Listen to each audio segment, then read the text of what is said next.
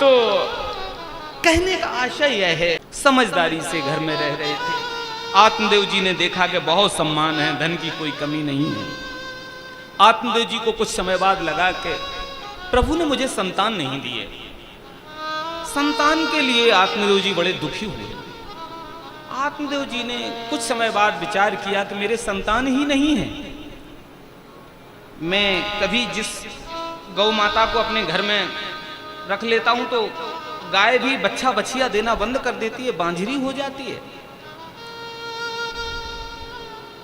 मैं किसी फल को अपने हाथ में लेता हूं, हाथ में आते ही सूख जाता है। मेरे पितर मेरे द्वारा दिया हुआ जल प्रसन्न मन से स्वीकार नहीं करते हैं। लगता है कि मैं बहुत बड़ा पापी हूं। एक दिन पुत्र की कामना से पुत्र के लिए इतने दुखी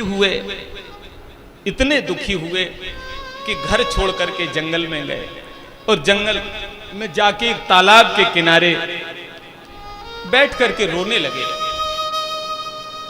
और सोचने लगे कि जब संतान ही नहीं दी मुझे,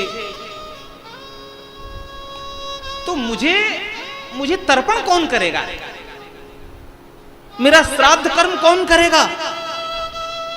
संतान के लिए बहुत दुखी हुए।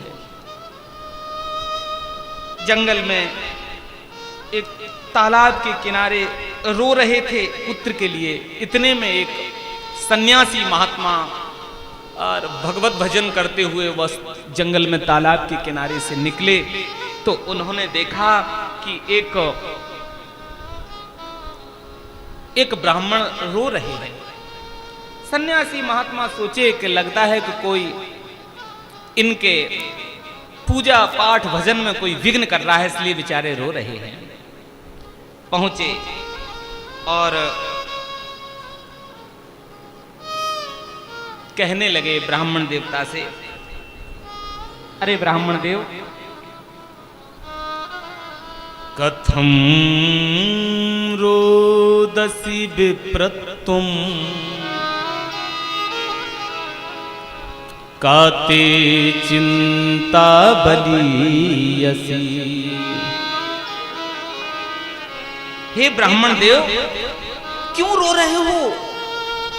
तुम्हें ये चिंता क्यों सता रही है? बलवती चिंता तुम्हें रोने के लिए मजबूर कर रही, आखिर क्या हो गया? तुम जल्दी जल्दी अपने दुख का कारण बताओ। ब्राह्मण ने कहा, महाराज, मैं अपने पूर्व जन्म से के संचित पापों का क्या वर्णन करूं? एक पाप हो तो बताऊं। मैं गाय पालता हूं, बांझरी हो जाती है। मेरे पितर मेरे द्वारा दिया हुआ जल प्रसन्न मन से स्वीकार नहीं करते हैं। ब्राह्मण लोग मेरा दिया हुआ दान स्वीकार नहीं करते हैं। भगवान, मैं कोई वृक्ष लगाता हूं घर में, खड़ा खड़ा सूख जाता है। आखिर मेरे हाथ इतने पापी क्यों? और भगवान, बड़ी चिंता तो यह है कि धिक्कार है उसके जीवन के लिए जिसके जीवन में परमात्मा ने सब दिया हो और पुत्र ना दिया हो। दिग्जीवतम प्रजाहीनम धिग्रहं च प्रजा विना धिग्रहं च प्रजा विना धिग्धनं चान्यपत्यस्य धिक्कुलं संतति विना।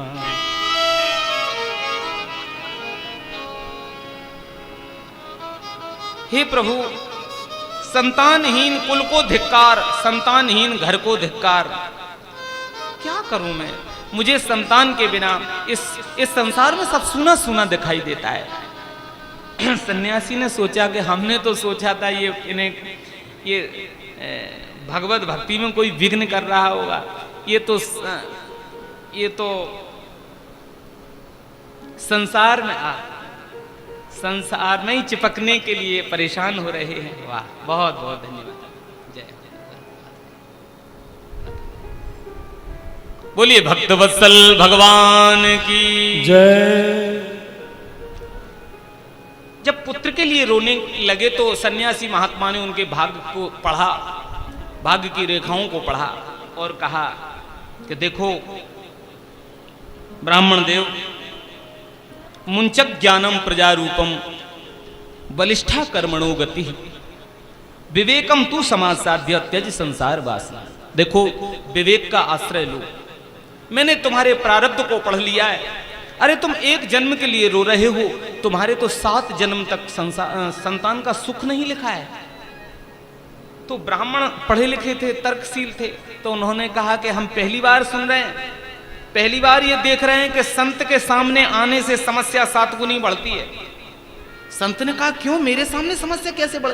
बोले अभी तो मैं एक ही जन्म के लिए रो रहा था कि इस जन्म में संतान नहीं है, अब संत मिल गए तो संत ये और बता रहा है कि तुम्हें 7 जन्म तक संतान नहीं मिलेगी। हमने तो ये सुना था कि संत अगर मिल जाएं तो समस्या का समाधान हो जाता है, समस्या का जहां हो अंत समझ लो वही है संत। और यहां समस्या का अंत तो नहीं हुआ, समस्या 7 गुनी और बढ़ गई, 7 जन्म का और बता दिया। तो संत जी ने कहा महाराज ये लिखा है इसलिए मैंने बता दिया, वो लिख दिया विधाता ने, अब कौन मैटे उनकी लेखनी। तो ब्राह्मण देव कहते हैं कि भगवान भी कहते हैं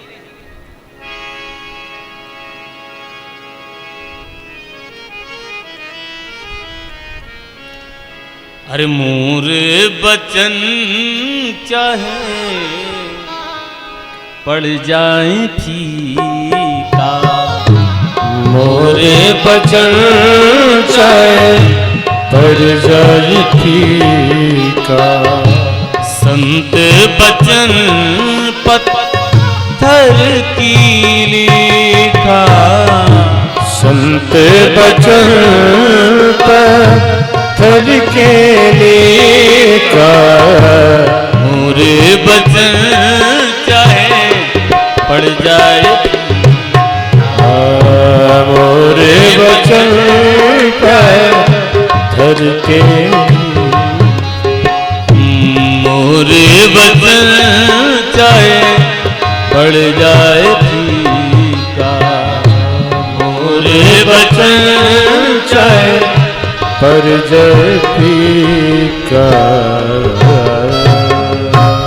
अगर संत किसी को आशीर्वाद दे दें तो भगवान कहते हैं कि मेरे वचन तो फिर सकते हैं लेकिन संतों का वचन पत्थर के लिए। आप मुझे आशीर्वाद दे दीजिए, संतों में वो क्षमता है कि अगर आप आशीर्वाद दे दें तो भाग्य में जो लिखा हुआ वो मिट जाएगा और आपका आशीर्वाद फलीभूत हो जाएगा।